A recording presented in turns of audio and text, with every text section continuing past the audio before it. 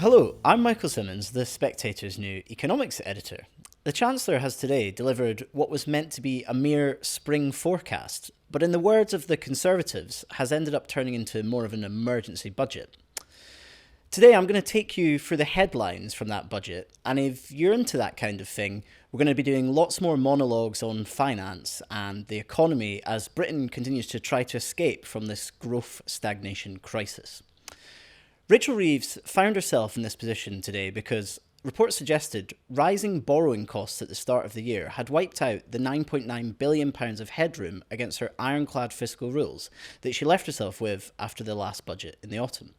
Figures in the Office for Budget Responsibility's Economic and Fiscal Outlook report, which we have here, show that headroom was indeed completely wiped away. And in fact, had the Chancellor not acted today, she would have broken her fiscal rule by over £4 billion. Cuts she has made to welfare and other budgets return her exactly to that £10 billion of headroom again, though the OBR have given her just a 50-50 chance of not blowing it.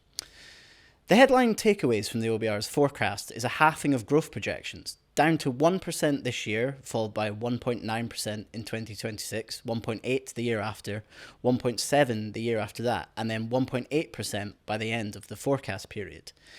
These predictions are bleak and are stagnation, and they leave the government with little room to manoeuvre. There is a worsening picture of inflation too, with the forecasts expecting prices to rise at an average of over 3% this year, up from the 2.6% that had been forecast in October. Inflation won't fall back to the Bank of England's 2% target until 2027. Compared with October too, and despite her pledge to grow her way out of Britain's economic and fiscal crisis, Reeves has increased her borrowing plans.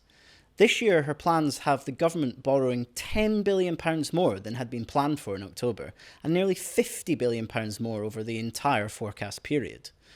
On welfare, Reeves confirms that the OBR did not agree that the government's spending cuts announced last week tot up to £5 billion. And after more emergency cuts to disability benefits, the OBR have scored the welfare reforms at just £3.4 billion.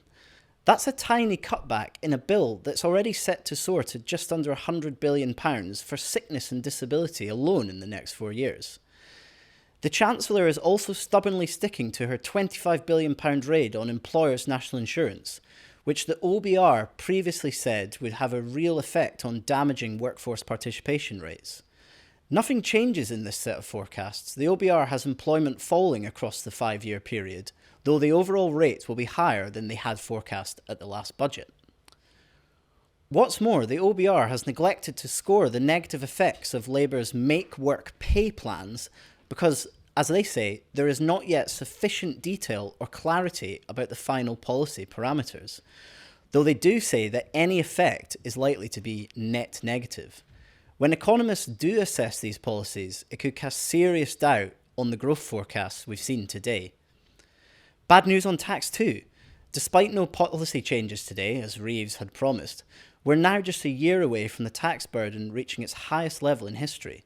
In 2 years' time, it will hit 37.4% of GDP and will beat the post-war record set in 1948. One piece of luck Rachel Reeves had ahead of her statement was the timing of when the OBR makes their forecasts and something called the conditioning window, through which it looks at market expectations for borrowing costs. The window was the 10 working days to the 12th of February, and in that time, expectations fell after the Bank of England cut its interest rate to 4.5%. Since then, they have risen. This will have saved Reeves billions from the forecast for debt interest. Good for her today, but if borrowing costs stay elevated, it means her headroom for autumn is already disappearing.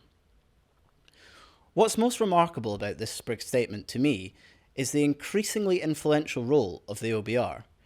Reeves's tweaks have taken her £9.9 billion headroom back to £9.9 billion almost within the penny. Continuing to make policy in this way is what leads to obscure tinkering to PIP assessment rules and a spending envelope that appears nothing more than fantasy. Whilst we're far better off relying on an independent forecaster, it's no recipe for serious reform. The risk now, as the IFS's Paul Johnson points out, is that we spend the summer speculating about the tax rises that must surely be coming if borrowing costs rise again or forecasts change and the Chancellor's margin for error is once again wiped out.